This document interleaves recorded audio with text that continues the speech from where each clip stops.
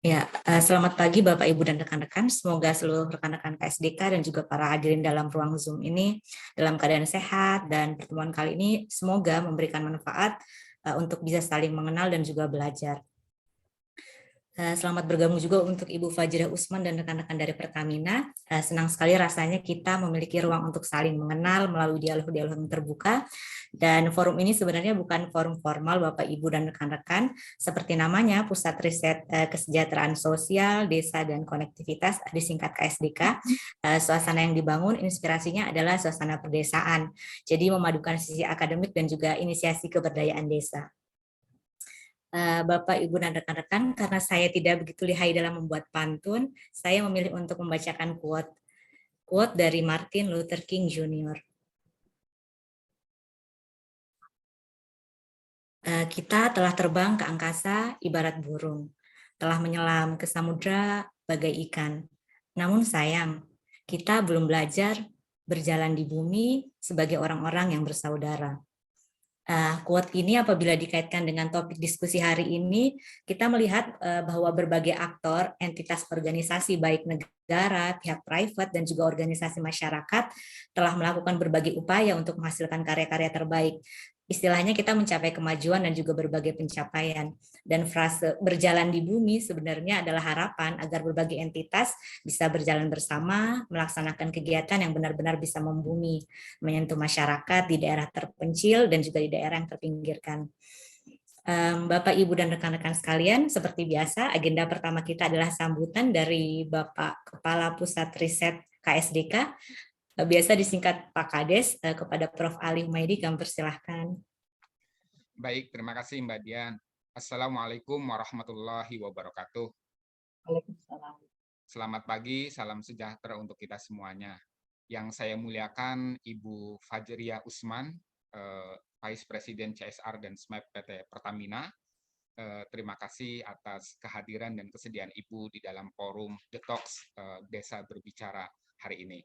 Terima kasih kepada Prof. Tita yang menjadi penghubung dari pertemuan antara KSDK dengan Ibu Zia atau Ibu Fajriyah Usman, sehingga bisa beliau bersedia menjadi narasumber pada hari ini. Terima kasih kepada Ibu Dian Karinawati Imron.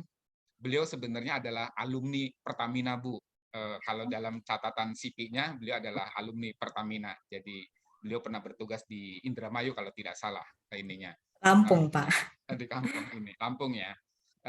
Lalu yang saya hormatin para profesor riset, kemudian para senior dan para sivitas KSDK, BRIN, beserta tamu undangan yang lain. Terima kasih atas kehadiran Bapak Ibu semuanya.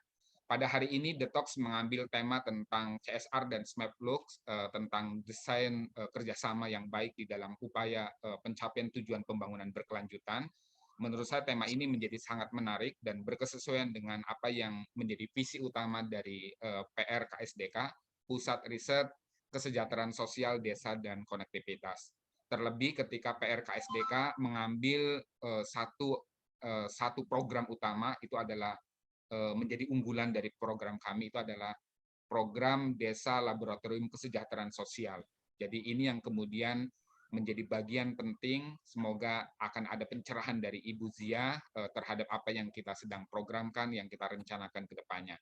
Syukur alhamdulillah PT ASDP Indonesia Peri memberikan dukungan penuh kepada salah satu program kami, itu adalah Desa Laboratorium Kesejahteraan Sosial yang diwujudkan menjadi Desa ASDP, asri dan sejahtera berkat dukungan penyeberangan. Itu kami singkatnya seperti itu, Bu.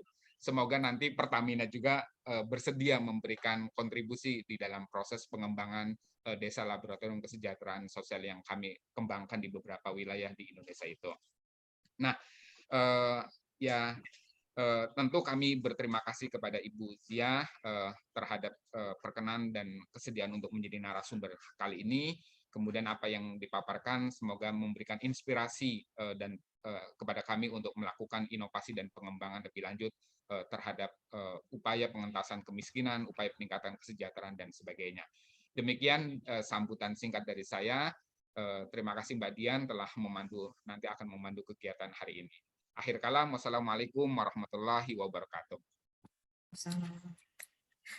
Terima kasih Prof. Ali untuk semangatnya. Semoga teman-teman juga sudah mulai bisa tune in, siap-siap untuk mendengarkan dan juga belajar dari Bu Ziah terkait praktik-praktik kegiatan CSR.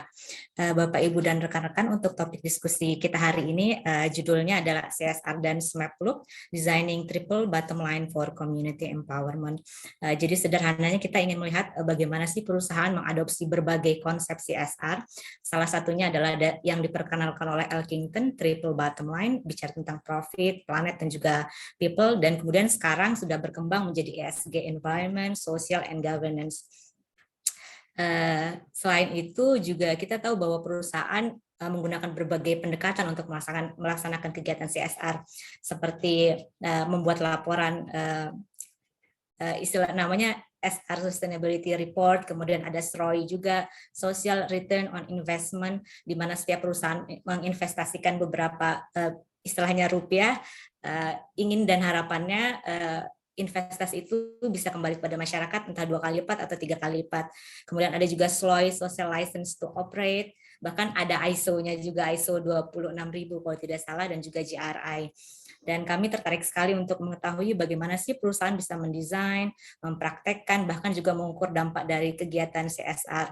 Dan pertanyaan akhirnya sebenarnya apakah dampak tersebut benar-benar bisa memberikan dampak terhadap perubahan kualitas hidup masyarakat. Baik, langsung saja Bapak Ibu, Ibu Fajriah Usman sudah siap untuk presentasi. Saya akan bacakan sedikit CV beliau, mungkin sekitar 1 menit.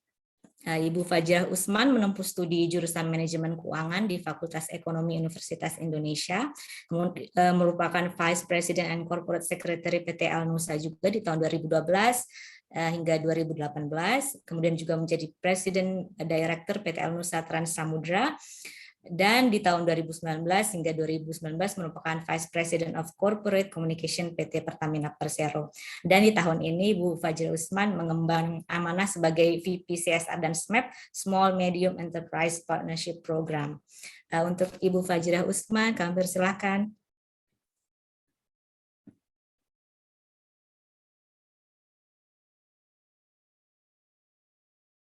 Silakan Ibu Ziah untuk presentasi terkait materinya.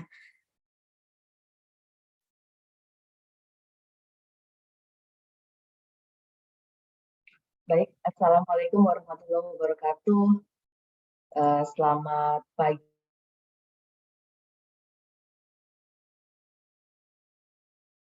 Salam sejahtera untuk sosial, desa, dan konektivitas. Bapak Profesor Dr. Muhammad Ali Humaydi, kemudian yang terhormat Ibu Profesor Rahmini Safarita, Ibu Dianka Imron, dan para peneliti di Pusat Riset Kesejahteraan Sosial, Desa, dan Konektivitas BRIN. Selamat pagi, semoga semua dalam keadaan sehat walafiat. Pertama-tama saya mohon izin dulu kalau nanti ada saya agak koneksinya agak terputus, nanti mohon disampaikan Bu Dian dan Bapak Ibu semua, karena maklum ini saya kantornya seberang-seberangan dengan Gambir, jadi kalau ada, saya nggak tahu ya apakah ada hubungannya atau enggak nih Pak Profesor. Setiap kali ada kereta lewat itu sinyal itu agak sulit gitu. Jadi nanti mohon disampaikan aja agar saya bisa mengulang penjelasan. Oke, senang sekali kami mendapatkan kesempatan untuk bisa sharing terkait dengan bagaimana implementasi CSR SMAP Pertamina kepada teman-teman BRIN semua. Namun saya harap saya juga nantinya mendapatkan insight juga dari BRIN gitu ya, apa yang sedang BRIN lakukan, dan sehingga kami juga bisa mendapatkan insight untuk improvement kami ke depannya. Oke. Bapak dan Ibu, sesuai dengan tema hari ini, CSR and SMAP Look, Designing Triple Bottom Line Purpose for Community Empowerment. Mungkin sebelum ke sana saya menyampaikan bahwa di Pertamina ini nama jabatan saya memang agak sedikit, mungkin yang paling panjang dibandingkan dengan pejabat-pejabat setara VP di Pertamina. Jadi jabatan saya itu CSR and SMAP Management, ya, VP of CSR and SMAP Management. CSR kita tahu Corporate Social Responsibility, SMAP itu adalah kepanjangan dari Small Medium Enterprise Partnership Program, gitu ya. Jadi yang menjadi fokus utama dari kegiatan TJSL di saat ini memang terkait dengan dua hal, terkait dengan CSR, baik itu CSR yang sifatnya CID atau Community Involvement and Development dan non-CID, serta kaitannya dengan pemberdayaan UMKM. Namun dari dua hal tersebut, semuanya masih berulang atau ada benang merahnya, yaitu terkait dengan community empowerment. Jadi sangat related sekali dengan apa yang kita akan diskusikan pada pagi hari. Oke, sebelum materi mungkin saya ada sedikit aja saya mohon izin untuk bisa share sebentar. Oke, apakah sudah kelihatan? Oke, saya mungkin bisa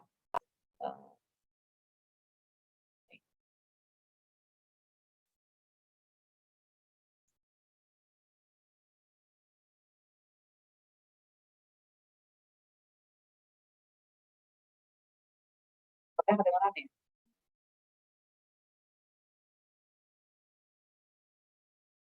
Suaranya sepertinya belum, Bu. Oh, suaranya belum keluar.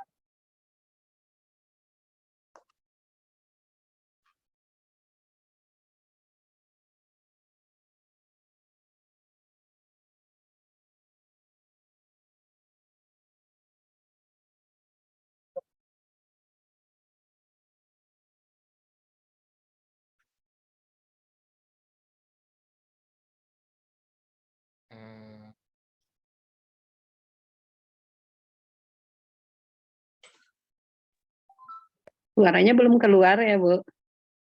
Iya. To clean energy sources, to become a village that is able to meet the electricity needs through eco-friendly solar energy, a village that managed to turn waste into methane gas and biogas energy source,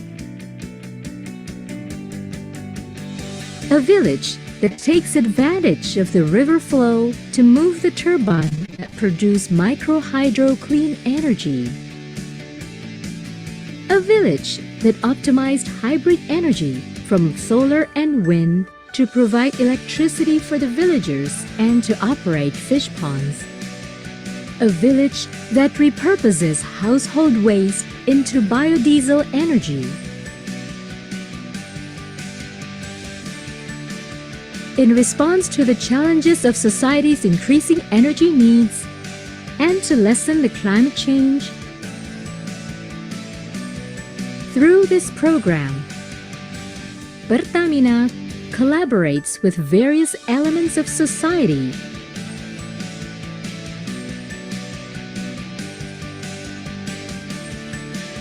hand in hand achieve community welfare through education, economy, health,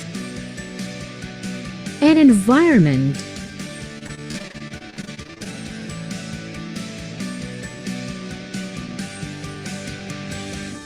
Desa Energi Berdikari Pertamina, sustainable energy for the growth of economy. Oke, terima kasih.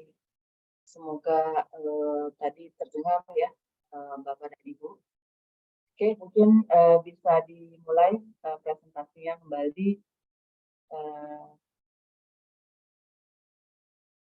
Oke, ya. Tadi sedikit gambaran terkait dengan apa yang sebelum mulai tadi prolog diskusi saya dengan Pak Profesor Ali mengenai Desa Bina.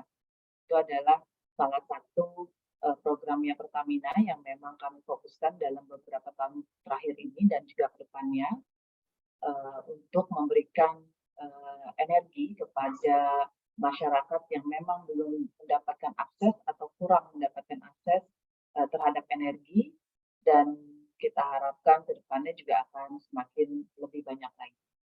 Oke, balik lagi terkait dengan triple bottom line ya, yang sesuai dengan apa yang kita diskusikan di sini gitu ya.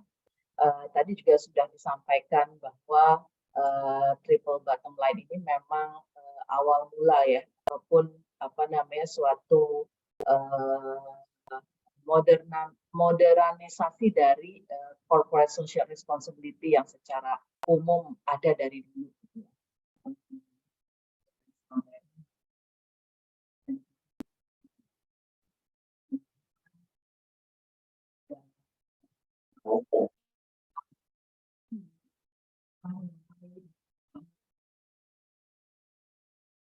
Ibu Jia izin suaranya terputus, Bu.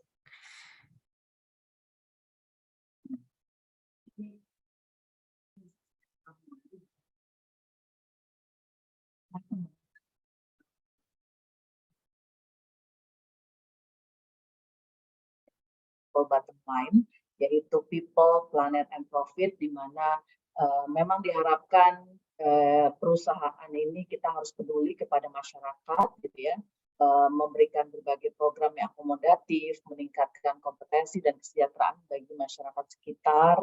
Kemudian juga kita juga tetap harus membangun suatu pembangunan yang berkelanjutan, gitu ya. Kita harus memperhatikan aspek lingkungan hidup di tengah kegiatan produksi, dan pada akhirnya memang kita harapkan bahwa terdapat suatu kebijakan yang optimal dua poin. Dan sekarang ini yang namanya triple bottom line ini kemudian berkembang menjadi yang namanya 5P atau 5P. Jadi tadinya hanya people, planet, and profit, ya. Sekarang sudah ada 5P, di mana profitnya itu sekarang sudah berkembang menjadi prosperity, ya. Terus kemudian ditambah dengan peace dan juga partnership. Ini yang menambah komprehensif dari bagaimana suatu perusahaan ini berinteraksi dengan audiensnya dan juga berinteraksi dengan komunitas-komunitas terdekatnya. Ya. Dan terakhir, kita juga diperkenalkan dengan suatu konsep yang namanya ESG. Ya. ESG ini ya kalau menurut saya pribadi terus terang aja, ya sebenarnya sama lah konsepnya dengan dua konsep di awal tadi. Ya. Namun memang di sini ada tambahan governance bahwa memang perusahaan tidak hanya tetap harus memperhatikan bagaimana tata kelola perusahaannya, gitu ya, sehingga memastikan yang namanya accountability, transparansi dan sebagainya ini tetap terjaga, gitu ya, dan kemudian juga bisa menerapkan segala halnya itu sesuai dengan prosedur yang memang sudah diatur.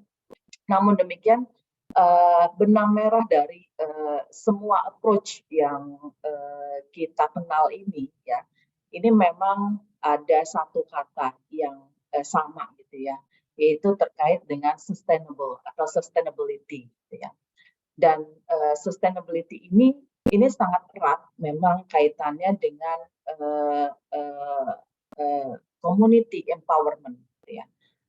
Karena yang namanya sustainability ini memang hanya bisa terwujud apabila terdapat community empowerment, apabila masyarakat ini turut berpartisipasi di dalamnya, ya, di dalam kegiatan kita, sehingga nantinya proses pembangunan yang sustainable itu tidak hanya satu arah dari perusahaan atau dari lembaga yang memberikan kegiatan-kegiatan CSR, gitu ya.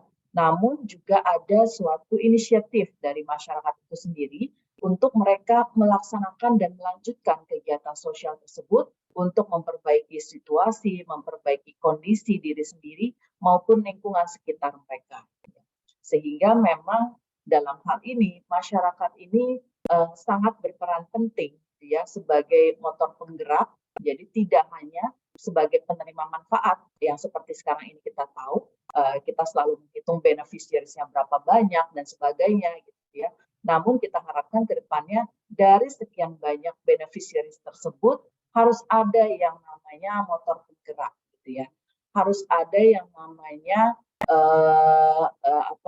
local heroes gitu ya, yang kita memang bentuk gitu ya, yang mungkin bersama-sama dengan perusahaan ataupun lembaga gitu, institusi, mulai dari awal pemetaan hingga sampai nantinya implementasi dan melanjutkan keberlangsungan dari suatu program. Nah, itu adalah hal yang sangat penting gitu. Sehingga nantinya apa yang disampaikan atau kita berikan dari sisi perusahaan maupun institusi itu tidak sekedar one time shot gitu ya, kita bilangnya gitu ya. Ibaratnya beli putus atau kasih putus gitu ya, tapi terus di maintain gitu ya, keberhasilan programnya, kemudian juga bahkan mungkin bisa mereka replikasi untuk berbagai kegiatan-kegiatan lainnya dan sebagainya. Jadi menurut kami itu adalah suatu hal yang penting sekali, kaitannya antara triple bottom tadi atau 5Ps ataupun ESG dengan yang namanya community empowerment. Oke, selanjutnya. Oke, mungkin ini hampir sama lah dengan penjelasan saya yang tadi saya sudah sampaikan, bahwa at the end seluruh dunia kita sekarang sudah mengacu pada yang namanya SDGs gitu ya. Ini sangat baik sekali sehingga sekarang kita punya suatu acuan gitu ya, yang kita bersama-sama menuju ke arah sana gitu ya. Bahkan juga SDGs ini juga sudah di localizes gitu ya, sudah kita turunkan dalam suatu isu-isu domestik di Indonesia gitu ya, melalui Bappenas dan sebagainya. Mereka sudah punya banyak sekali turunan-turunannya, apa yang harus kita lakukan, KPI seperti apa dan sebagainya gitu ya, sehingga pun itu akan mempermudah kita ketika suatu institusi itu akan melaksanakan atau merancang suatu program CSR ya, semua itu sekarang harus ada konektivitasnya, harus ada keterkaitannya gitu ya dengan SDGs berapa yang mau kita tuju, terutama mungkin terkait dengan SDGs yang menjadi prioritas tergantung dari industri-industrinya sendiri ya. Jadi khusus misalnya untuk Pertamina, kita juga di sektor energi itu memang ada priority SDGs yang kita harus tangani gitu, yang harus kita approach gitu ya. Kita tidak bicara bahwa SDGs yang lain tidak kita approach, tetap kita lakukan juga gitu. Namun ada SDGs tertentu yang memang harus selalu diangkat sebagai perusahaan energi. Nah, di sini juga banyak sekali ya para peneliti dan juga regulator yang sudah mengklasifikasikan gitu ya, dari 5Ps tadi mana saja sih bagian SDGs yang menjadi bagian dari konsep-konsep yang tadi gitu ya. Untuk ESG apa saja I-nya itu, S-nya juga apa saja yang menjadi fokus di sana, begitu juga dengan governance. Oke, selanjutnya. Tadi mungkin sedikit terkait dengan hal yang bersifatnya teori gitu ya, yang mungkin saya yakin Bapak dan Ibu peneliti ahli di BRIN ini sudah sangat paham sekali mengenai hal tersebut. Kemudian mungkin di sini yang saya akan sampaikan adalah bagaimana sih establishing sustainability di Pertamina. Nah, ini yang seperti yang tadi saya sampaikan bahwa kegiatan bisnis, terutama kegiatan Pertamina itu tidak terlepas dari hubungannya dengan masyarakat gitu ya. Walaupun kita ada yang business to business, tapi juga ada banyak sekali yang bersifatnya business to customer gitu ya, atau langsung kepada masyarakat. Nah, ini yang memang menjadi fokus kami gitu ya, yang menjadi fokus kami. Di sini kami memiliki suatu tahapan-tahapan gitu ya, bagaimana at the end kami bisa energizing semua hal gitu ya. sampai nantinya energizing value creation. Kita mulai dari energizing sustainability, di mana kita harus membangun suatu policies dan juga strategi sebagai suatu komitmen perusahaan ya untuk menjalankan program community based tersebut gitu. Terus kemudian kita mulai masuk kepada energizing community resilience gitu ya, resilience ya, di mana memang nantinya strategi tersebut kita jalankan dengan berkolaborasi dengan berbagai stakeholders gitu ya, yang akan memberikan dampak positif baik itu kepada sosial, lingkungan dan juga ekonomi. Dan yang terakhir kita harapkan pastinya ada value creation ya, ada creating added value dari stakeholders tadi, dari beneficiaries tadi juga kepada perusahaan. Jadi sifatnya sudah mutual simbiosis mutualisme lah gitu ya. Jadi ada benefit juga tidak hanya kepada komunitas tapi juga kepada perusahaan. Oke. Kemudian terkait dengan policy tadi, strategi tadi, bagaimana strategi dan juga policy di Pertamina ini adalah sesuatu hal yang kami juga sebenarnya belum terlalu lama gitu ya, beberapa tahun yang lalu mendevelop hal ini gitu ya, dan ini terus kami lakukan perbaikan dan sebagainya. Kita harus mengikuti karena ini kan sifatnya hal yang dinamis juga gitu ya, kita harus selalu mengikuti perkembangan zaman dan perkembangan isu-isu yang ada.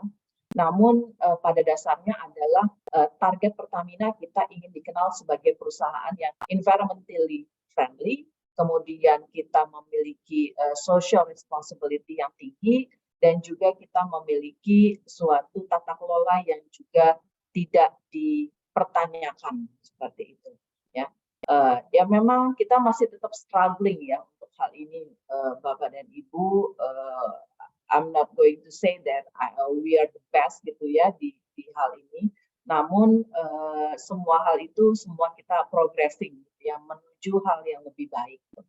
Untuk social responsibility, saya yakin Pertamina ini mungkin dari 3 poin ini yang bagian kedua ya, social responsibility, having social responsibility itu memang cukup leading gitu ya, cukup leading. Dengan berbagai banyaknya program yang dilakukan oleh Pertamina dan sebagainya gitu ya. Namun kedepannya kita harapkan memang ada impact-nya juga terhadap environment dan juga terhadap tata kelola. Nah, kemudian bagaimana komitmen kita untuk memastikan ambisi kita menjadi the best and leading global energy company. Makanya kita juga sudah memiliki suatu komitmen-komitmen apa yang terkait dengan ekonomi gitu ya, pastinya terkait dengan ekonomi adalah memastikan energy availability itu selalu ada ya.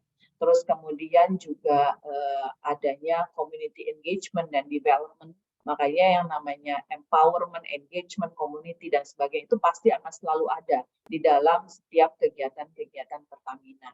Terus bagaimana juga dampak terhadap environment yang kita harus perhatikan gitu ya, bahwa di setiap kegiatan kita juga harus ada emission reduction, conservation ya dan sebagainya, itu pun harus menjadi komitmen kita. Oke. Selanjutnya.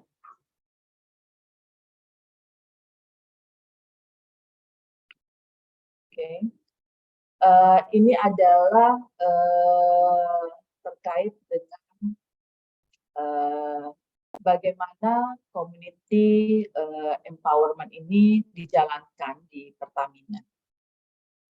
Pada dasarnya Pertamina sebagai perusahaan BUMN, kami memang sudah ada aturan-aturan yang berlaku di Kementerian BUMN, dan hal ini pun sebenarnya ada tercantum di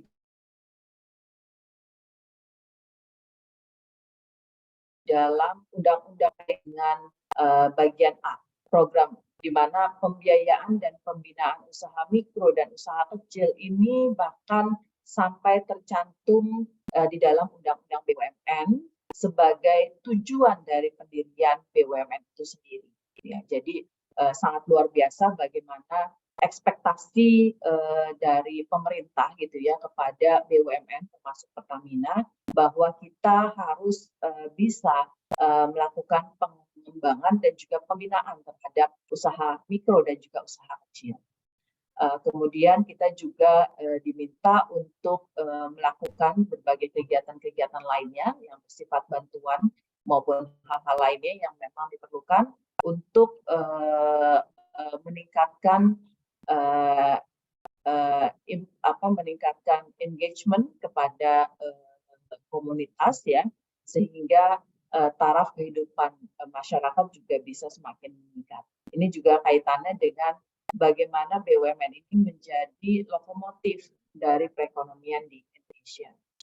Nah, kami di sini di Pertamina, kami punya yang namanya singularity. Singularity itu seperti apa ya? Core values gitu ya, atau seperti suatu semangat gitu ya. Nah, semangat kami ini kami namakan energizing. Jadi diharapkan memang segala program Pertamina, baik itu program yang bersifat operasional, kemudian bersifat CSR, kemudian juga program-program yang lain, bahkan insan-insan Pertamina ya, kita sebutnya kalau di Pertamina itu adalah perwira, jadi Pertamina Wira atau pejuang Pertamina. Nah, ini memiliki suatu semangat energizing.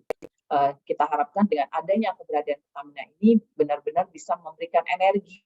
Ya, jadi bukan hanya kita memberikan energi dalam artian yang asih bahwa kita memberikan BBM maupun LPG, tapi kita juga memberikan semangat, memberikan bantuan, pembinaan dan sebagainya untuk audiens-audiensnya Pertamina atau komunitas sekitarnya Pertamina. Kemudian di tahun ini baru saja tanggal 10 Desember kemarin Pertamina berulang tahun yang ke-65 dan kita memang setiap tahun itu selalu ada suatu tagline lah, bukan tagline ya, tema apa saja sih yang mau kita mau kita fokuskan gitu ya di tahun ini. Nah, untuk tahun ini atau tahun 2023 nanti sampai ulang tahun ke-65 kita mengambil tema Energizing Your Life. Jadi bagaimana Pertamina ini memberikan energi kepada seluruh kehidupan masyarakat. Nah, di sini memang you ini menjadi suatu suatu fokus kami gitu. Jadi bukan I gitu, bukan us gitu ya, atau me gitu ya, tapi sudah you gitu. Itu yang menjadi fokus kami. Nah, begitu juga dengan kegiatan-kegiatan di CSR dan SMAP Pertamina. Kami harus terus memastikan bahwa yang namanya community and environment itu energized. Ya. Nah, ini kemudian kami elaborasikan dalam sustainability policy ya. Dan memang saat ini yang menjadi baseline kami adalah ESG ya, karena memang ESG ini sekarang ini menjadi suatu suatu parameter yang saat ini mungkin lebih banyak dipergunakan oleh institusi-institusi global gitu ya untuk menghitung parameter kesuksesan suatu perusahaan. Jadi sekarang kami memang baseline-nya ini sudah menggunakan ESG. Nah, terus bagaimana dengan fokus TCSL itu sendiri? Nah, kebetulan dari Kementerian BUMN ini memang sudah menginstruksikan bahwa BUMN itu harus fokus pada 3 hal, yaitu pada 3 program, yaitu program pendidikan, program lingkungan, dan juga program ekonomi. Dalam hal ini adalah UMKM. Ya. Nah, untuk program pendidikan, kami memiliki beberapa program unggulan, diantaranya adalah Sahabat Disabilitas Pertamina, di mana kami mengencourage disabilitas di Indonesia ya untuk bisa terus maju. Kemudian juga ada berbagai program-program pelatihan untuk ini. secara umum ya kepada kepada masyarakat atau audiens kami yang memang memerlukan berbagai pelatihan dan juga pendidikan. Kemudian di program TJSL lingkungan menjadi fokus kami adalah desa energi berdikari yang tadi videonya sudah kami sampaikan. Kemudian juga ada keanekaragaman hayati, ya konservasi flora dan maupun fauna, dan juga ada pengelolaan sampah. Dan yang terakhir dari sisi ekonomi, kita ada kegiatan desa wisata, kemudian ada CSV yang namanya Enduro Entrepreneurship Program, di mana kami mengelaborasikan pengembangan produk kami dengan pengembangan masyarakat, gitu ya. Kemudian ada juga terkait dengan pembinaan UMKM yang nanti di 5 slide terakhir akan kami sampaikan secara khusus. Nah, ini kami lakukan melalui social mapping dan juga FGD, ya. Ini yang sangat diperlukan ya, karena gimana pun juga untuk menjadi suatu program yang sustainable, ini perlu suatu social mapping yang benar gitu ya, atau yang clear. Karena apa? Karena kalau misalnya kita membuat program yang tidak sesuai dengan apa yang menjadi problem di komunitas atau di masyarakat, ini kedepannya ya tidak akan ada masyarakat yang aware gitu, atau tidak ada masyarakat yang mau melanjutkan dan sebagainya. Jadi memang program CSR ini harus bisa sustain, maka harus menjadi jawaban atau solusi dari permasalahan masyarakat yang ada. Ya. Dan kemudian juga bagaimana potensi resource tersebut yang ada di masyarakat yang kita targetkan, gitu ya, baik itu sumber daya manusianya, budayanya, gitu ya, maupun sumber daya alam lainnya. Gitu. Nah, inilah yang harus kita bangun di awal-awal sebagai sebagai suatu fundamental concern yang kita harus lakukan. Nah, terus kemudian kita lakukan inovasi sosial dan juga kita berkolaborasi ya dengan stakeholder setempat pastinya, kemudian juga dengan mungkin expert lainnya ya yang memang diperlukan gitu untuk bisa mencapai program kita terlaksana dengan baik. Dan kita harapkan ke depannya Bapak dan Ibu kemandirian masyarakat gitu ya. Karena pastinya suatu program CSR itu harus ada exit ya, exit plan-nya itu seperti apa? Karena kita tidak mungkin seterusnya gitu ya berada di desa tersebut gitu ya, kita terus memberikan pembinaan dan sebagainya. At the end kita harus membangun suatu kemandirian masyarakat gitu ya. Sehingga nantinya program kita itu bukan Pertamina lagi yang mengerjakan, tapi justru masyarakatnya sendiri yang menganggap bahwa oh iya memang itu perlu gitu ya. Dan ini sudah terbukti di beberapa desa-desa yang kami lakukan gitu ya. Bahkan mereka akhirnya menduplikasi let's say solar panel ya dengan uang swadaya mereka sendiri gitu, ketika mereka sudah tahu oh ternyata seperti ini gitu ya programnya, oh oke, ternyata manfaatnya besar dan sebagainya. Akhirnya mereka jalankan itu sendiri, mereka lakukan maintenance itu sendiri dan sebagainya gitu ya. Ada juga daerah wisata, desa wisata yang kami tuh hanya bangun visitor center gitu ya, terus kemudian kami bantu untuk pembangunan kolam ikan gitu ya, bukan kolam ikan, tambak lah gitu ya, untuk bisa mereka dananya hasil dari tambak tersebut mereka pergunakan untuk desa wisata mereka dan sebagainya. Dan itu ternyata kami hanya sekali 1 tahun gitu ya melakukan pendampingan, 1 tahun 2 tahun, terus kemudian kita lepas dan sampai sekarang mereka terus menjalankan program tersebut gitu. Itu sangat berarti sekali gitu buat kami gitu ya. Ketika kami lihat bahwa memang sudah ada kemandirian masyarakat. Dan yang terakhir adalah kita harapkan memang ada suatu bisnis yang berkelanjutan yang juga berdampak bagi perusahaan melalui kegiatan-kegiatan CS. Oke, selanjutnya ini adalah selanjutnya adalah skema implementasi ya, bagaimana Pertamina menjalankan target tujuan pembangunan yang berkelanjutan tadi. Jadi mungkin tadi hampir sama lah dengan apa yang saya sudah sampaikan. bahwa ada social mapping, kemudian ada kolaborasi, ada penyelarasan dengan prioritas SDGs. Karena sekarang ini memang begitu ada ibaratnya proposal gitu ya, ataupun ide dari teman-teman semua, Guzia kita jalankan ini yuk, kita jalankan ini segala macam, pasti yang pertama saya tanyakan itu adalah ini kita tujuannya untuk attack SDGs yang berapa gitu ya, untuk membantu tujuan yang berapa gitu dan sebagainya. Itu sekarang itu udah suatu checklist yang harus kita perhatikan. Oke, selanjutnya Ibu. Oke. Ini adalah tadi yang sudah saya sampaikan ya, Desa Energi Berdikari Bapak dan Ibu. Sampai sekarang kita sudah menjalankan di 47 titik, kemudian juga reduksi karbonnya juga kita hitung ya, kemudian juga ini tuh kita tidak hanya menyediakan akses terhadap energi ya Bapak dan Ibu ya, walaupun memang awalnya atau jalan masuk kami memang demikian ya, jadi memang namun demikian kami tetap harus memperhatikan apa kira-kira potensi dari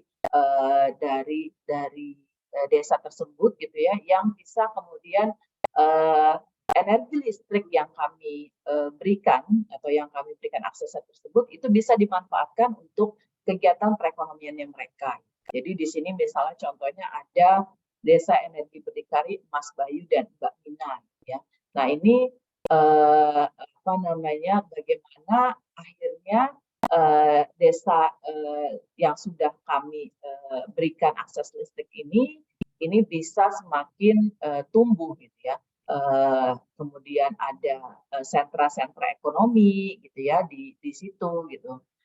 Kemudian juga ternyata akses terhadap energinya ini bisa dipergunakan untuk pengairan di tambak gitu ya, dan sebagainya, sehingga roda perekonomian dari suatu desa tersebut juga berjalan dengan baik. Nah, di sini juga ada Mas Jamal, ini adalah Hero-nya. Itu yang tadi saya sampaikan bahwa yang namanya engagement itu memang harus dimulai dari awal. Kita tidak bisa di ujung-ujung mau kita exit baru kita cari gitu loh, gitu. Kalau bisa memang dari awal, sehingga kita sifatnya itu kolaboratif dengan masyarakat setempat gitu ya. Oke, selanjutnya. Oke, saya bisa cepat nanti ya. Ini beberapa contoh lainnya. Ini yang kemarin menjadi showcase di forum G20 di Indonesia ya, kebetulan memang di Desa Kliki ini di Bali. Kemarin itu dikunjungi oleh hampir 100 delegasi dari berbagai negara ya. Kita ada sekitar 3 kali batch lah untuk datang ke sana gitu ya. Jadi solar panelnya ini kami pasang di di dekat persawahan untuk irigasi gitu ya, untuk tenaga surya, untuk pastinya penerangan, kemudian juga untuk pompa ya, untuk irigasi di sawah-sawah tersebut dan sebagainya gitu. Bahkan terakhir juga ini dipergunakan juga untuk pembuatan pengolahan sampah gitu. Jadi ini sangat diapresiasi oleh para delegasi gitu ya, bagaimana yang namanya solar panel ini ternyata bisa dipasang di mana saja gitu ya, dan kemudian juga hasilnya bisa langsung dipergunakan untuk masyarakat banyak gitu. Jadi tidak hanya untuk satu rumah gitu ya, tapi dipasang di tengah sawah untuk kita irigasi, sehingga masyarakat itu semakin semakin baik kesejahteraannya, karena biasanya itu mereka kesulitan ketika musim kemarau gitu ya untuk mengaliri air. Jadi sumber air ada tapi tidak ada pompa dan sebagainya, karena memang wilayahnya sulit untuk bisa dijangkau oleh listrik yang ada saat ini. Maka dengan adanya solar panel ini sangat bagus sekali. Oke, selanjutnya. Ini juga beberapa program Pertamina yang menjadi unggulan. Hutan Pertamina ini memang menjadi salah satu fokus kami ya, karena terkait dengan emisi karbonnya juga harus kami perhatikan, harus menjadi fokus kami ya. Ini beberapa kegiatan ataupun program unggulan kami ya di program Kolak Sekancil ini yang kalau nggak salah ini dapat proper emas kemarin itu ya, dan tahun ini juga kita sedang fokus untuk mendapatkan kembali proper emas. Jadi luar biasa sekali bagaimana kita bisa menjaga ekosistem ya, dan juga sekaligus meningkatkan perekonomian masyarakat. Oke, selanjutnya.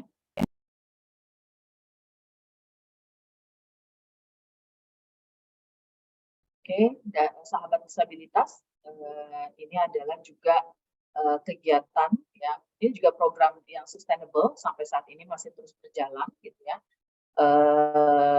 Jadi tidak hanya kami memberikan bantuan gitu ya kepada teman-teman disabilitas gitu ya, tapi juga ada di Bandung ya, kami ya mensupport sekolah namanya Dreamable gitu.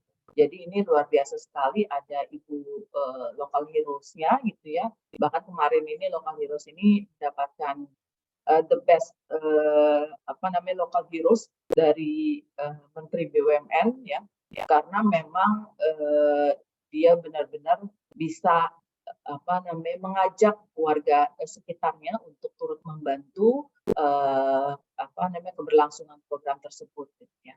Oke, selanjutnya.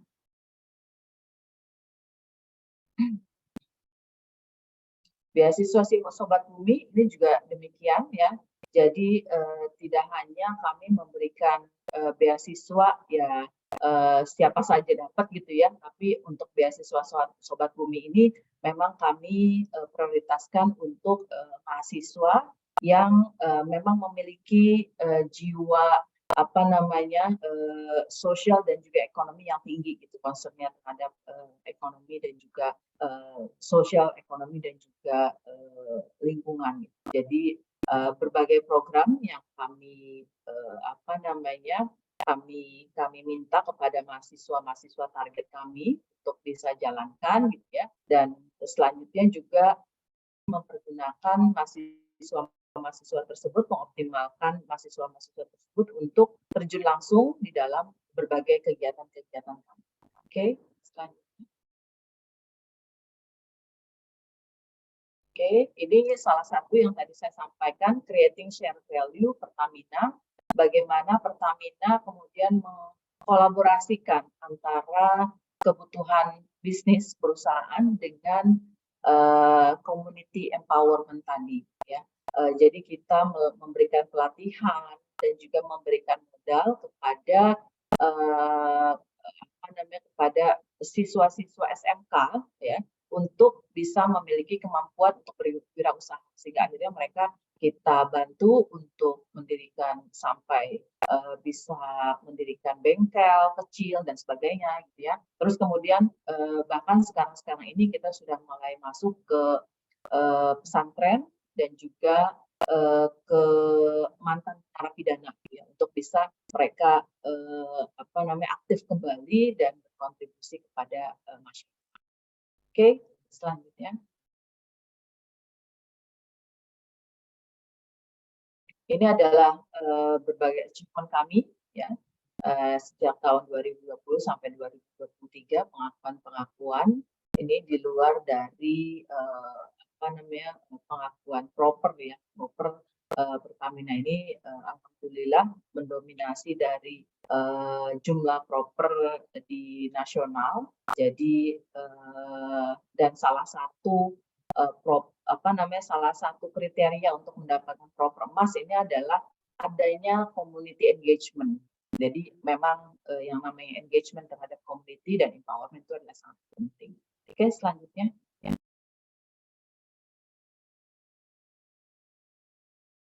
Oke, nah sekarang mungkin saya khusus bicara mengenai SMAP tadi ya, SMAP SME Partnership Program. Gitu ya.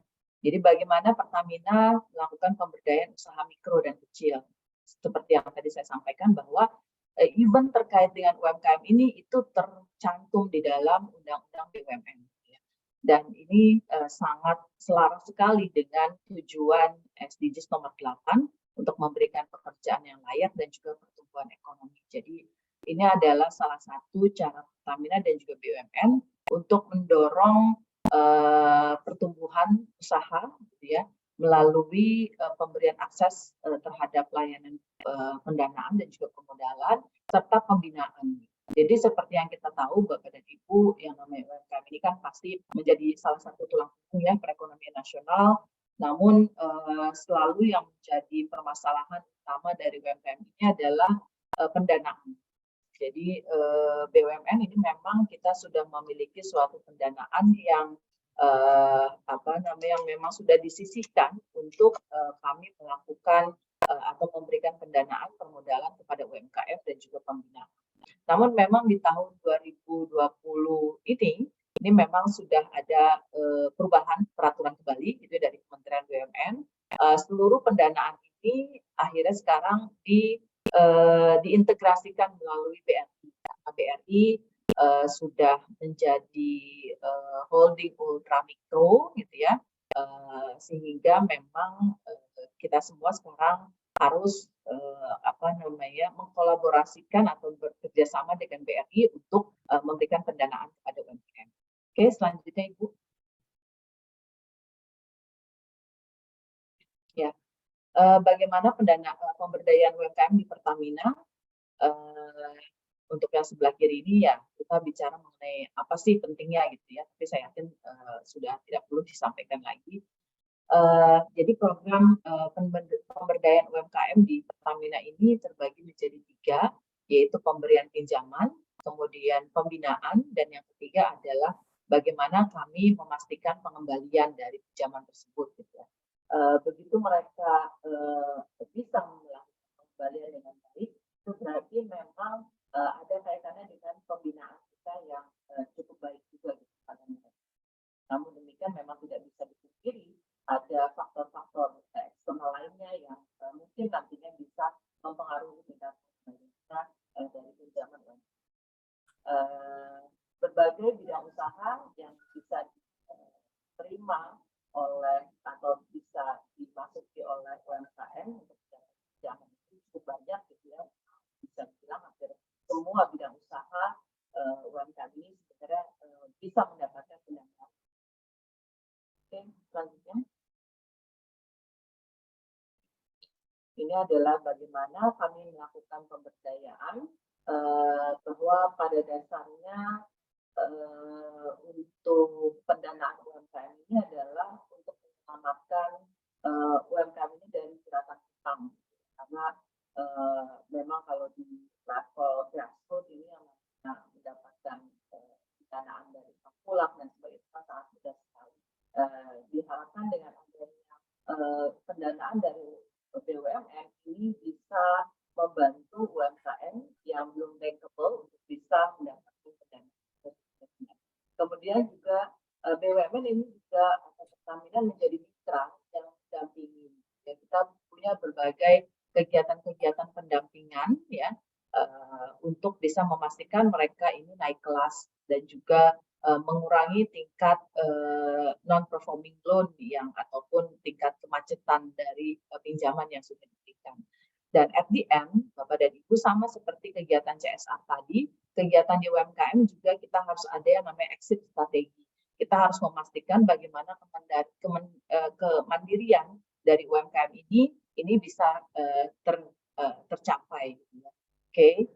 Nah, tools yang kita lakukan ya, ini kita ada yang namanya UMKM Academy. Kita sebutnya UMKM Academy. Itu bagaimana kita bisa mengeskalasi status UMKM ini yang tadinya adalah tradisional, kemudian kita bisa masuk ke atau kita bisa lakukan berbagai cara sehingga mereka masuk ke modern, kemudian kita lakukan berbagai pembinaan lagi sehingga mereka bisa go digital, go online, hingga akhirnya yang paling atas adalah go global. Namun sebenarnya di beyond dari go global ini kita ada satu program lagi yang kita sebutnya Pertapreneur Aggregator. Pertapreneur Aggregator ini adalah program terbaru dari Pertamina, dari SPEP Pertamina, di mana kita nantinya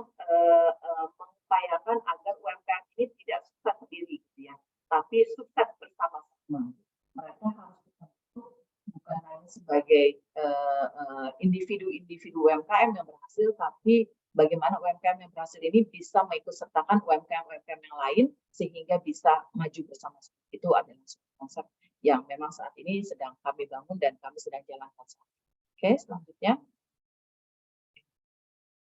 Ini adalah kurikulum ya UMKM Academy yang kami jalankan, mulai dari go modern, go digital, go online, dan juga go global gitu ya.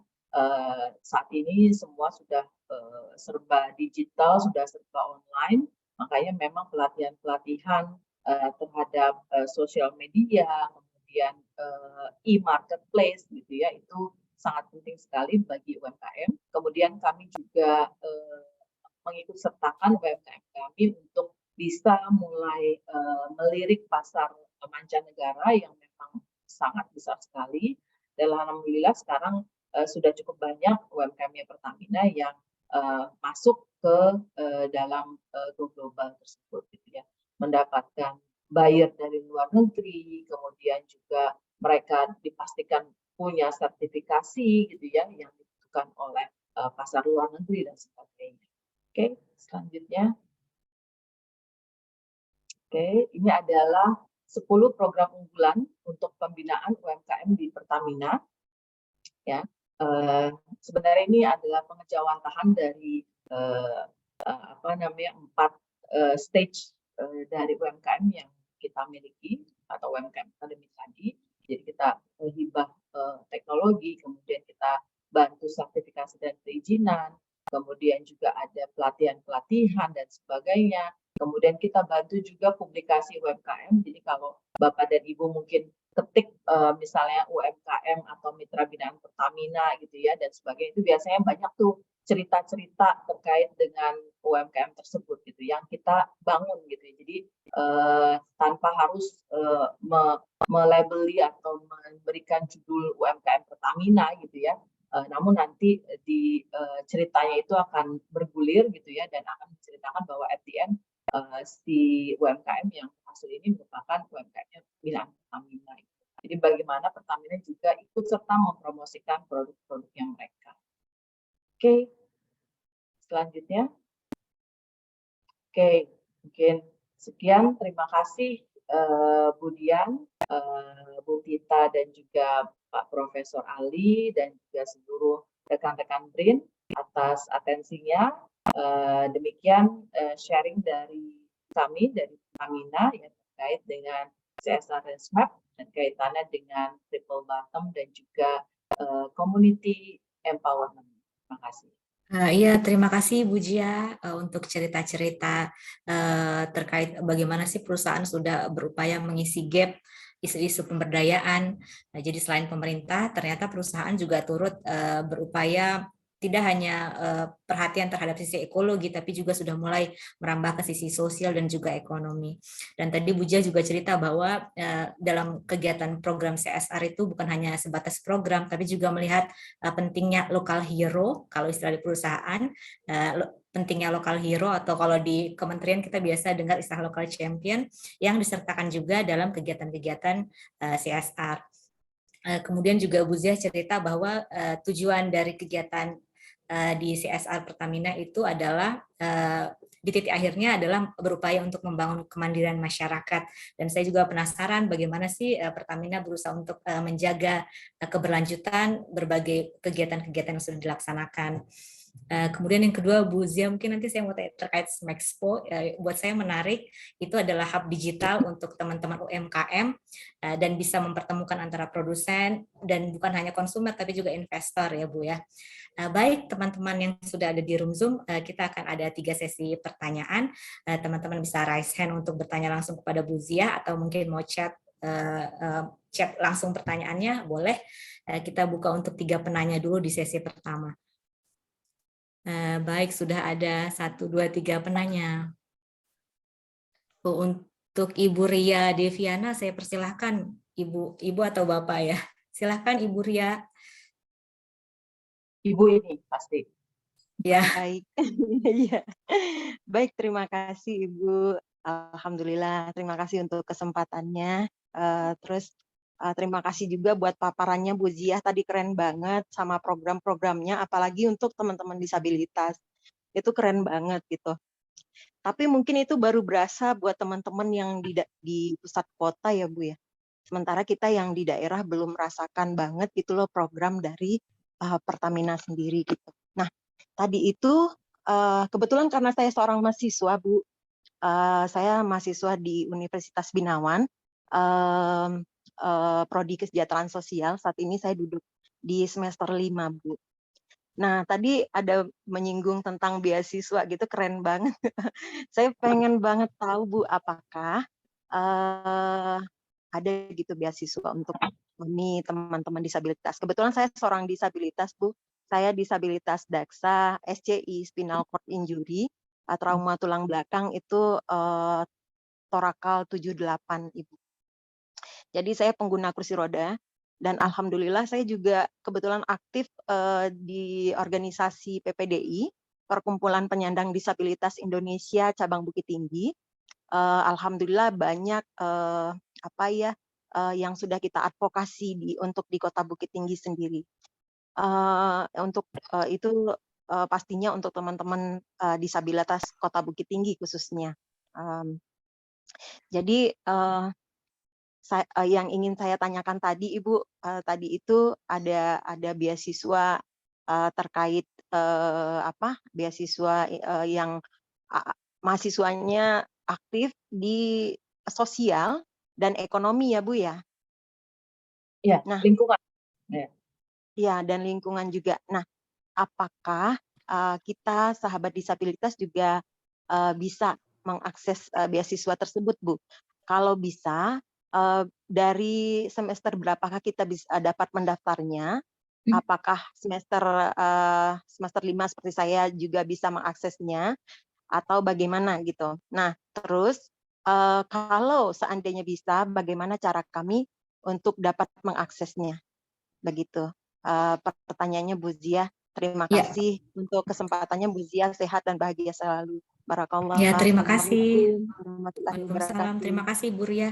Kita simpan dulu pertanyaannya untuk digabung jadi 3 pertanyaan ya. Untuk selanjutnya Bapak Okta Halato, apakah sudah hadir? Bapak dari Sumba ya kalau tidak salah.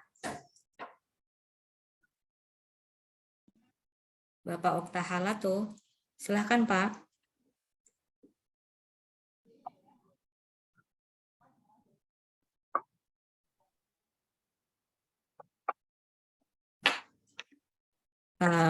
Baik, Bapak Okta belum ada di suaranya belum kedengaran Pak? Ya, belum, sudah. Oke, sudah, silakan Pak Okta.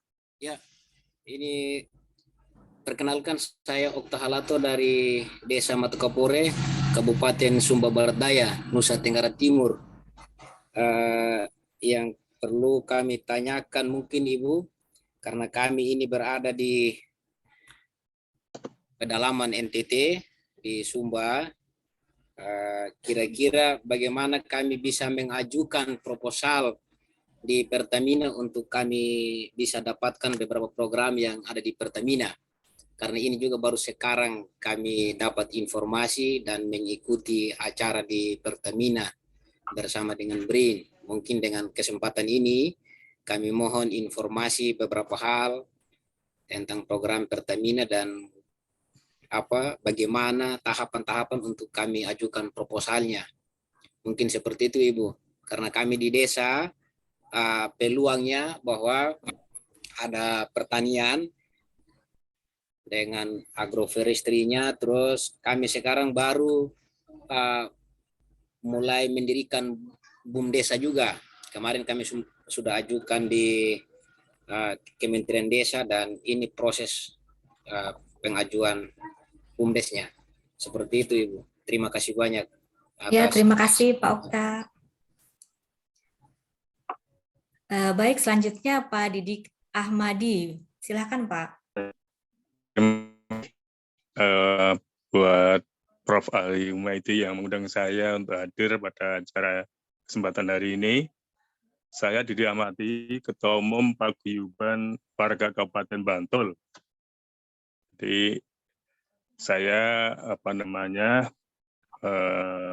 mengumpulkan para perantau, dan kemudian juga melakukan misalnya pemberdayaan masyarakat di wilayah Kabupaten Bantul. Nah, realitasnya kalau di daerah Kabupaten Bantul ini sekarang ditumbuhkan desa wisata, dan tadi saya melihat bahwa desa wisata juga menjadi prioritas penggarapan dari CSR Pertamina. Yang pertama saya tanya, apakah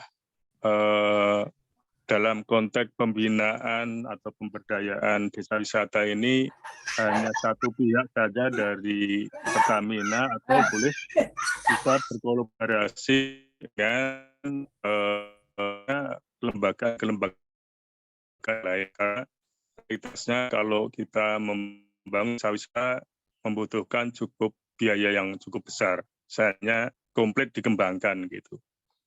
Atau dari sisi Pertamina menghendaki sebagai satu-satunya kelembagaan yang membina desa wisata tersebut. Kemudian kira-kira ada indikator-indikator yang ingin dicapai di dalam rangka pengembangan desa wisata itu, apakah semisal ada target kunjungan atau mungkin target berdaerah kiri, mungkin indikator-indikator yang lain yang barangkali ditetapkan oleh Pertamina.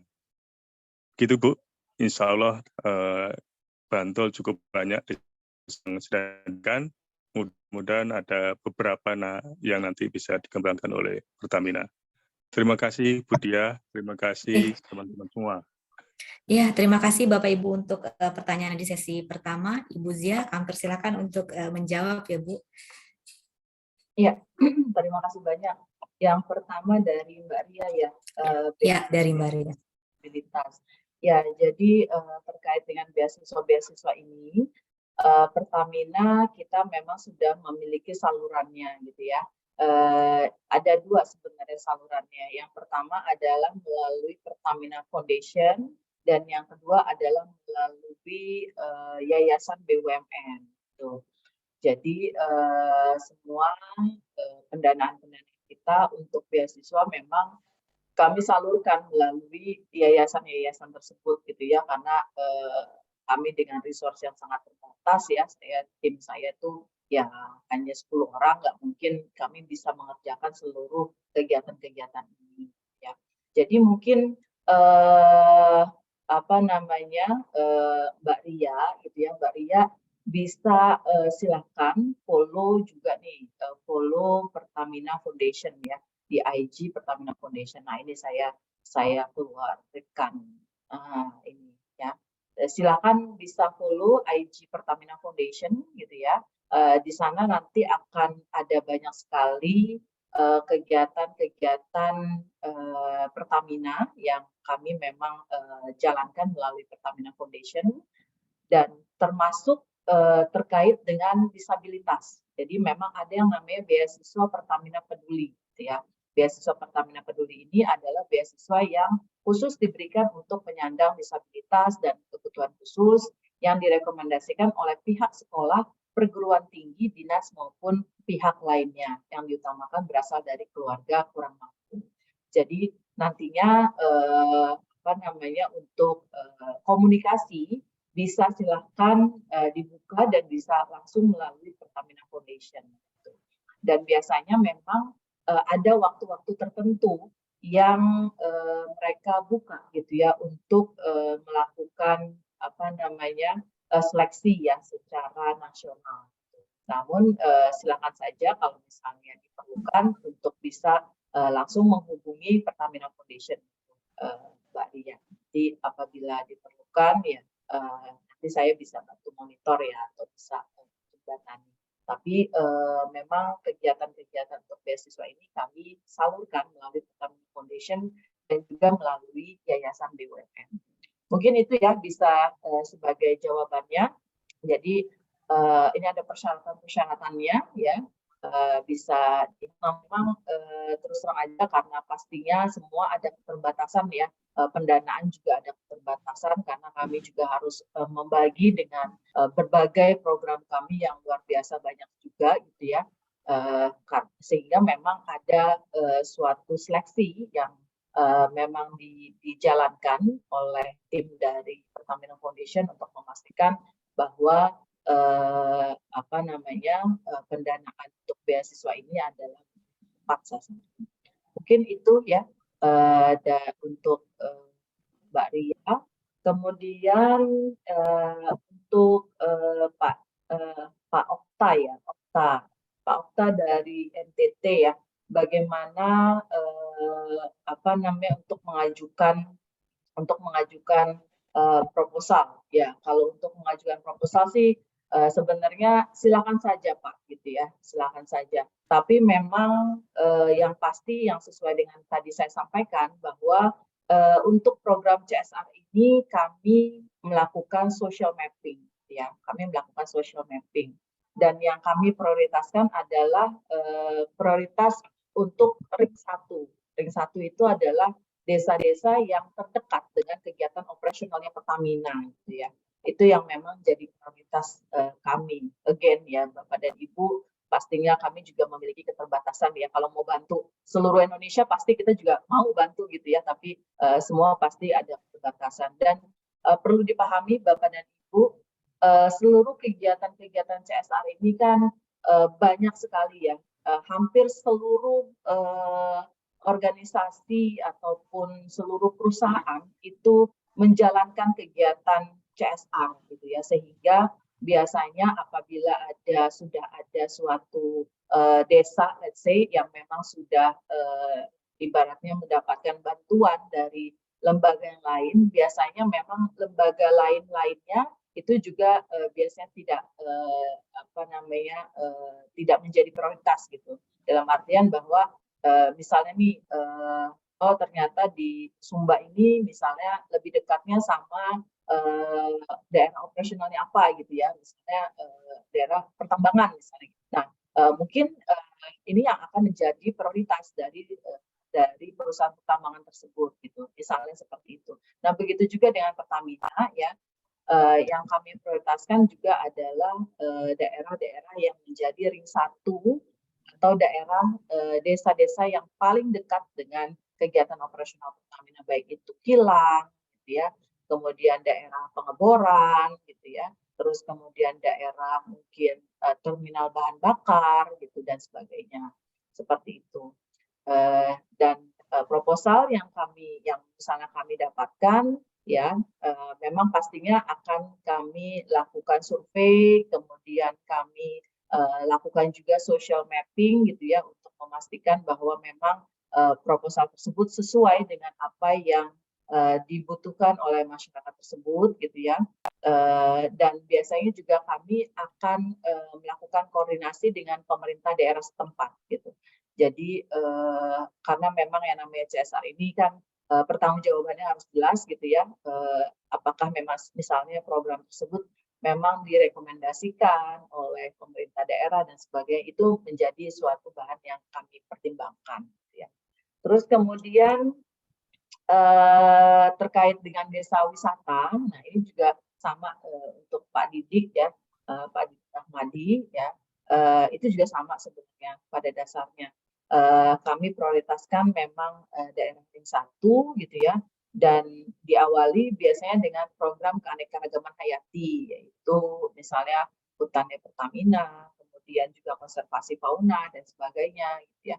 Itu yang menjadi prioritas kami. Nah, desa-desa binaan yang tadi saya sempat sebutkan itu memang awalnya dari kegiatan-kegiatan tersebut gitu ya, dari program yang berkelanjutan gitu. Jadi misalnya awalnya kami melakukan penanaman pohon mangrove, let's say di pesisir mana gitu ya, Cilacap dan sebagainya. Terus kemudian setelah kemudian berkembang, kami masuk ke tahapan selanjutnya, sehingga at the end desa yang kami bantu untuk penanaman mangrove itu bisa menjadi desa wisata. Jadi pantainya kemudian bisa kami perbaiki dan sebagainya gitu ya. Terus kemudian kami lakukan berbagai perbaikan-perbaikan. Kemudian juga kami siapkan seluruh tata kelola yang ada di desa tersebut gitu, sehingga mereka memang siap menjadi desa wisata dan sebagainya. Seperti itu Pak Didi ya. Mungkin demikian Ibu Dian. Iya, terima kasih Ibu Ziah untuk jawabannya. Ini masih ada beberapa pertanyaan lagi, tapi waktunya sudah cukup singkat ya, Bapak Ibu. Mohon pertanyaannya dibuat lebih singkat. Baik, saya persilakan untuk Ibu Dian Diniati. Ya, terima kasih Mbak Dian, sama-sama namanya Dian. Ya. Bu Jia, salam kenal. Saya mau berdiskusi dan bertanya gitu kan. Dulu pas saya di instansi dulu, yaitu di kehutanan, ada program menanam nyamplung, Bu. Nah, apakah CS nyamplung, tanaman nyamplung, pohon nyamplung, yang untuk biofuel itu, Bu, biofuel. Ya. Nah, kami ada kegiatan penelitian tentang tanaman nyamplung ini dengan beberapa tahap ya Bu, sampai di Cilacap kondisinya, sampai petaninya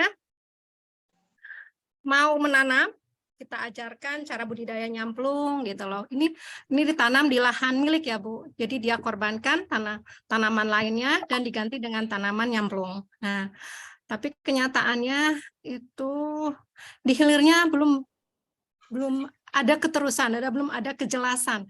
Ini gimana di hilirnya gitu loh. Nah, sampai sekarang saya dengar tanaman nyamplung itu diganti gitu dengan tanaman yang lainnya karena mereka petani kecewa karena tidak ada kelanjutannya. Nah, apakah CSR dari Pertamina ini ada ke sana, Bu? Ada ke biofuel? Nah, kalaupun ada, apakah bisa seperti yang pertanyaan yang lainnya juga, apakah bisa kami mengusulkan gitu loh? Kasihan juga soalnya mereka sudah bersedia menanam tanaman nyamplung yang notabene bukan tanaman endemik di situ, tapi mereka sudah bersedia menanam karena secara hitung-hitungan ekonomi, kalau itu memang betul bisa diolah menjadi biofuel, itu sangat menguntungkan bagi mereka. Gitu. Mungkin itu aja ringkasnya, Mbak Dian. Terima kasih, Mbak Jia. Iya, terima kasih Ibu Dian Diniati. Selanjutnya Pak Jamaludin, silahkan Pak. Ya, halo, assalamualaikum warahmatullahi wabarakatuh. Baik, perkenalkan nama saya Jamaludin, jadi saya langsung saja untuk bertanya. Tadi sebenarnya udah dipertanyakan sama pertanyaan yang kedua ya, terkait dengan bagaimana mengusulkan proposal dan sebagainya.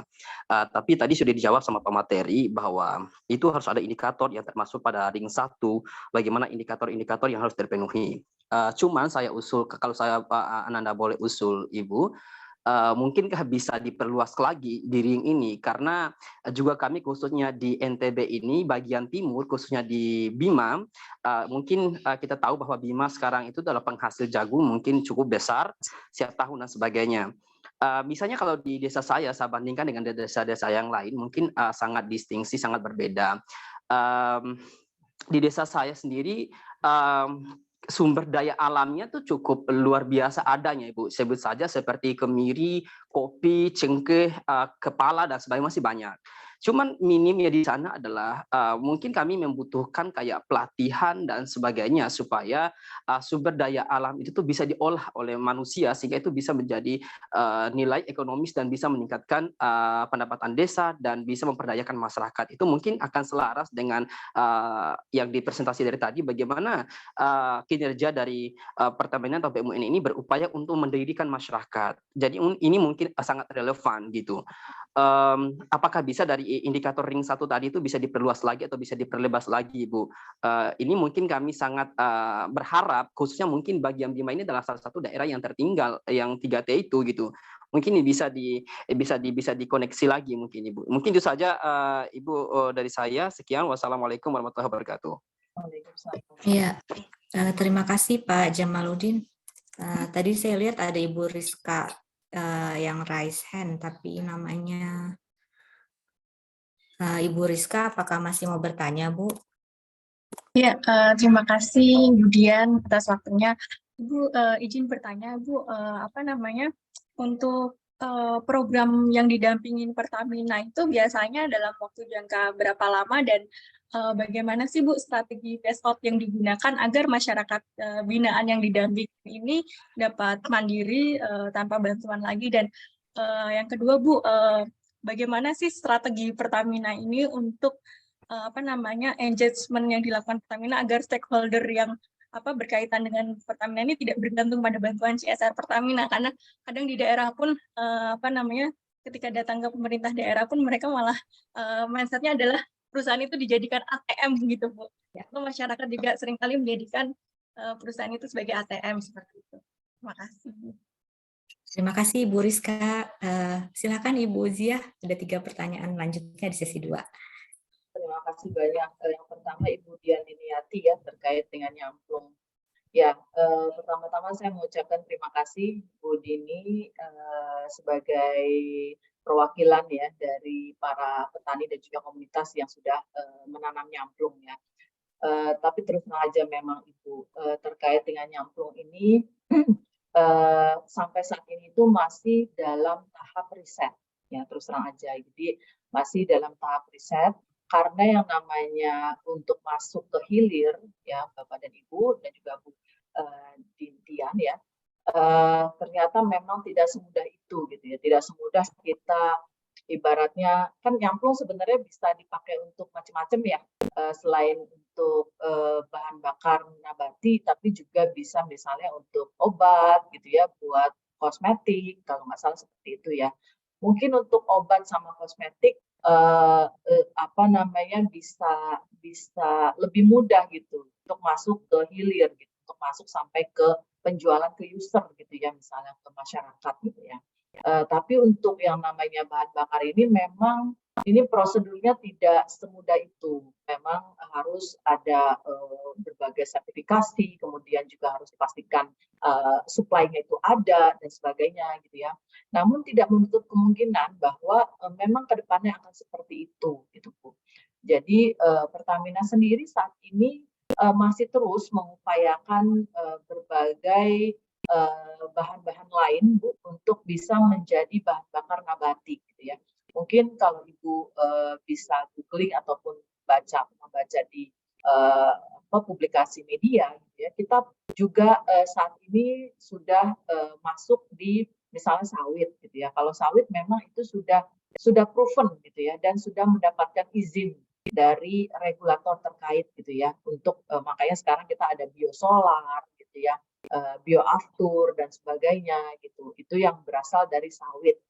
Nah, namun memang untuk tanaman-tanaman lainnya ini sampai saat ini memang masih dalam tahap riset ya, masih dalam tahap riset gitu. Jadi belum sampai ada suatu approval gitu ya dari regulator terkait di pemerintahan bahwa memang itu bisa menjadi proven untuk menjadi bahan bakar itu. Mungkin dalam tahap riset dan tahap kecil itu memang bisa Bu.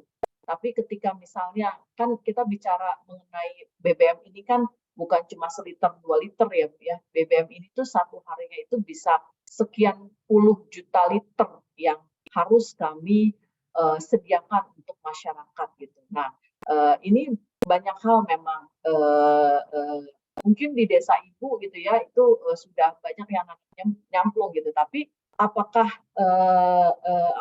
supply dari desa Ibu itu juga bisa gitu untuk bisa suatu produksi yang berkesinambungan gitu. Nah itu ternyata cukup kompleks gitu ya, terus terang aja cukup kompleks dan sampai saat ini masih terus dibahas Bu, masih terus dibahas.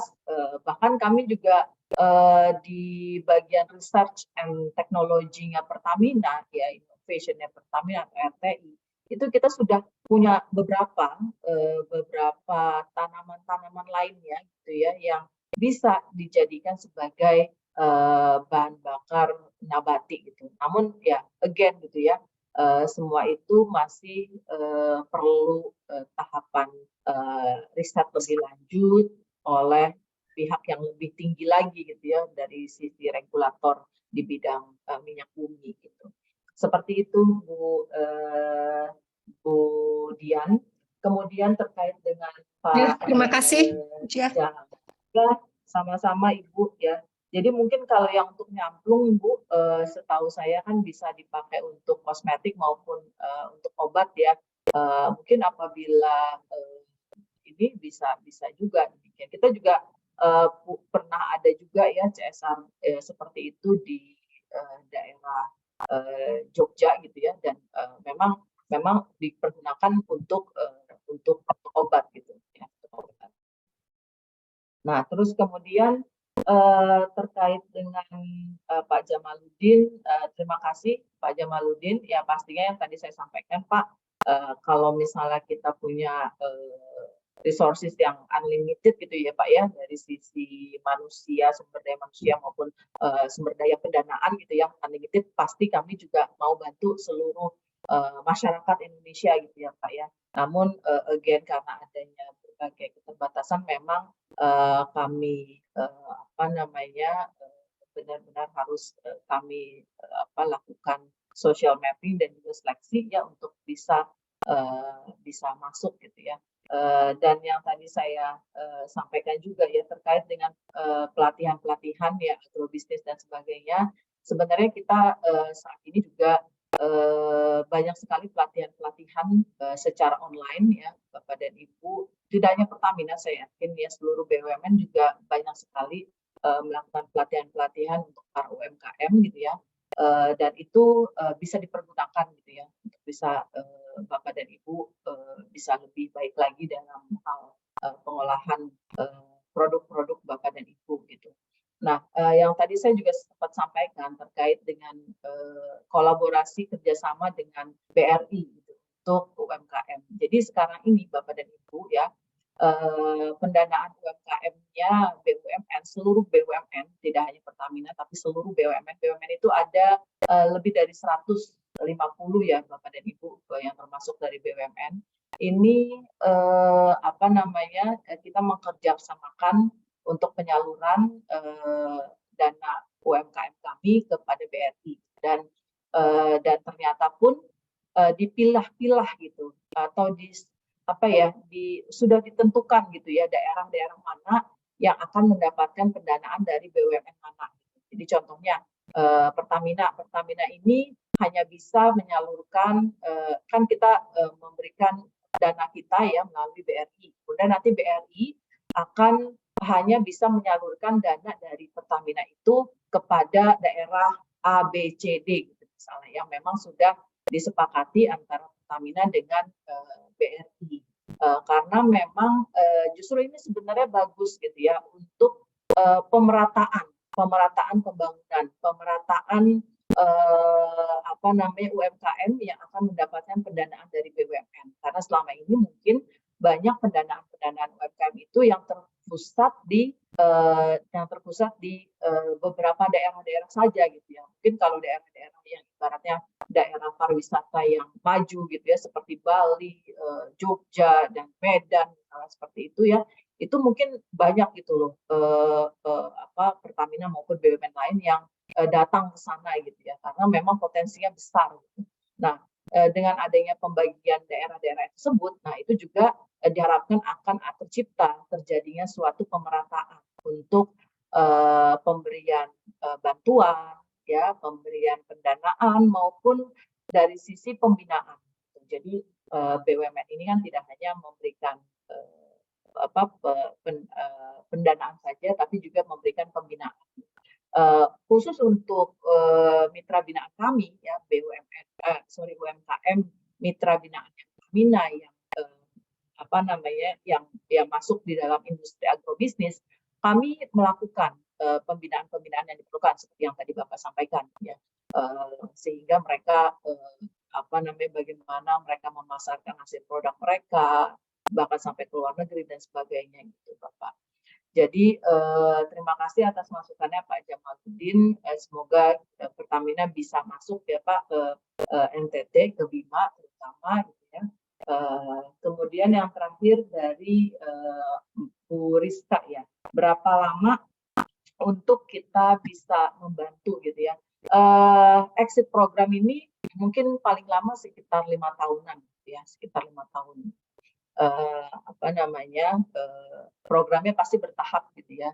Programnya bertahap sampai nanti akhirnya memang kemandirian masyarakat ini tercapai. Gitu ya.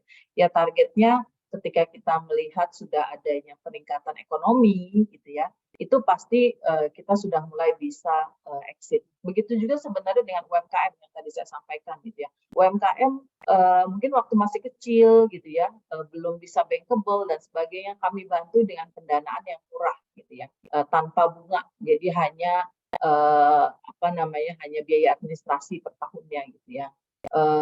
Tapi kemudian setelah misalnya kita lakukan pembinaan, terus kemudian mereka kemudian bisa menjual dalam partai yang lebih besar, bahkan kami ikut sertakan sampai ke pameran-pameran luar negeri gitu ya, mereka mendapatkan banyak sekali misalnya potensi ekspor ya sampai bermiliar-miliar dan sebagainya. Ya kita harapkan itulah saat yang tepat di mana ketika kita sudah memonitor mereka sudah bisa melakukan penjualan dengan cukup stabil, disitulah kita bisa exit gitu ya. Selanjutnya kami akan mengarahkan misalnya UMKM tersebut untuk mendapatkan dana yang lebih baik dari perbankan ya. Jadi kalau dulu itu dananya dari BUMN, dari Pertamina, namun ke depannya kita arahkan untuk bisa, ayo dong kalau misalnya mau lebih maju lagi, silakan pinjamnya di perbankan gitu yang punya aturan-aturan gitu sesuai dengan ini, sehingga dana kami juga bisa kami putar ya ke UMKM lain yang memang belum mendapatkan pendanaan dari bank, misalnya seperti itu. Nah ini juga sebenarnya sama untuk program CSR juga sama gitu ya. Ketika kami lihat suatu desa itu memang sudah ada kemandirian masyarakat, kemudian sudah perekonomian rodanya sudah mulai baik lagi gitu ya, maka memang akan ada suatu exit program di mana kita tidak bisa bantu seterusnya gitu ya, karena dana kita juga terbatas dan kami juga mau mengalihkan pandangan kami ke desa yang lainnya gitu ya, supaya desa lain juga bisa ikut terbantu gitu, seperti itu. Nah, gimana caranya supaya suatu program itu memang berkelanjutan ya, sehingga tidak terlalu bergantung seperti yang tadi saya sampaikan Bapak dan Ibu ya. Jadi kegiatan CSR Pertamina itu harus ada social mapping. Nah, social mapping itu dalam rangka apa? Dalam rangka kita mencari akar permasalahan dari masyarakat tersebut dan solusinya. Apakah program CSR yang kita mau jalankan itu memang terkait langsung dengan solusi permasalahan dari masyarakat tersebut. Kemudian bagaimana potensi dari resources-nya, bagaimana sumber daya alamnya, budayanya, orang-orangnya gitu ya. Jangan sampai misalnya kita mau tadi misalnya agrobisnis apa gitu ya, mangga gitu, atau misalnya apa, tapi ternyata di sana tidak bisa menanam mangga, misalnya hanya jagung gitu, sehingga itu tidak match gitu ya. Terus kemudian yang kedua adalah harus ada ownership atas program tersebut, makanya harus ada local heroes, kita itu hanya sebagai fasilitator atau sebagai kendaraan untuk menjawab persoalan yang ada gitu ya. Kita harus cari local heroes yang memang punya komitmen, punya semangat untuk bisa memimpin dirinya sendiri dan juga komunitasnya. Jadi walaupun suatu program itu bagus, tapi kalau tidak ada kaitannya dengan permasalahan yang dihadapi, tidak ada local heroes-nya, maka bisa jadi itu tidak akan berjalan terus. Jadi kita biasanya tidak terlalu banyak memberikan hal yang bersifatnya charity, tidak banyak memberikan hal yang sifatnya bantuan. Jadi kita biasanya memberikan bantuan yang sifatnya juga menjadi suatu umpan gitu ya. Jadi suatu kail, bukan menjadi ikan atau menjadi umpannya gitu. Jadi kayak yang tadi saya sampaikan gitu ya.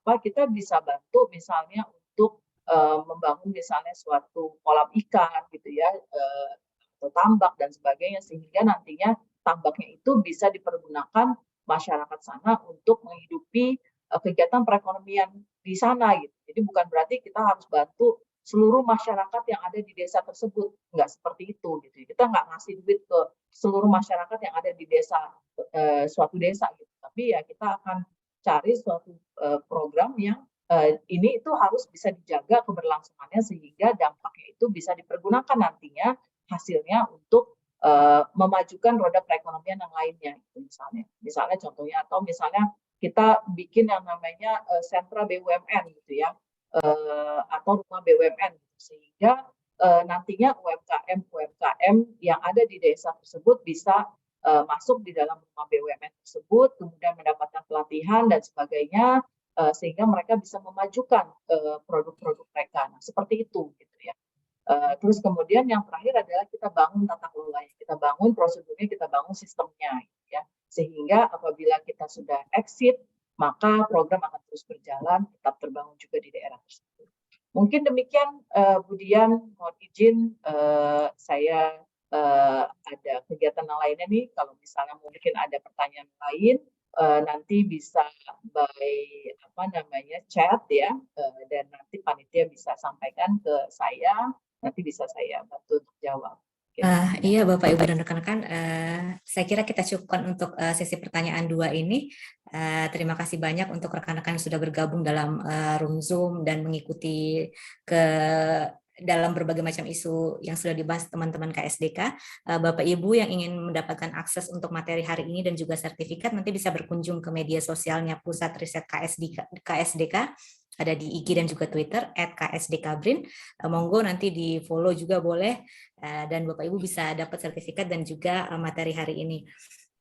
Untuk Bapak Ibu yang juga sebenarnya ingin mengajukan pendanaan, sebenarnya Pertamina memiliki berbagai macam anak perusahaan dari sisi hulu dan juga hilir di IP, PHE, PGE, DPPU dan juga TBBM. Dan memang seperti yang Ibu Zia sampaikan tadi, wrap up-nya bahwa ada syarat di ring 1, aset, akses dan juga jarak. Jadi Bapak Ibu yang ingin mengajukan pendanaan mungkin bisa mengamati perusahaan terdekat yang ada di lokasi Bapak Ibu, kemudian disesuaikan dengan isu-isu yang sedang digali sama perusahaan juga. Ada satu pertanyaan di chat room sebenarnya Bu Zia, tapi nanti mungkin bisa langsung diobrolkan ya Bu di lain waktu mungkin. Untuk Bapak Kepala Pusat Riset, Prof. Ali, apakah ada tanggapan terakhir Pak? Cukup jelas Ibu, terima kasih saja. Terima kasih Bu Zia dan rekan-rekan. Ya. Sampai bertemu lain waktu lagi Bu Zia dan teman-teman. Terima kasih banyak. Terima kasih sekali lagi. Salam buat Prof. Ali. Terima kasih. Jangan lupa Ibu Zia, ini ya permohonan dari KSDK, siapa tahu bisa ada kolaborasi antara Pertamina dengan KSDK. Siap Bapak. Terima kasih. Terima kasih semuanya. Terima kasih. Mbak Dian. Terima kasih Bu Zia telah berkenan mengisi acara kita hari ini. Terima kasih atas. Terima kasih. Mudah-mudahan kegiatan berlanjut lagi dengan kegiatan yang lain. Amin. Amin.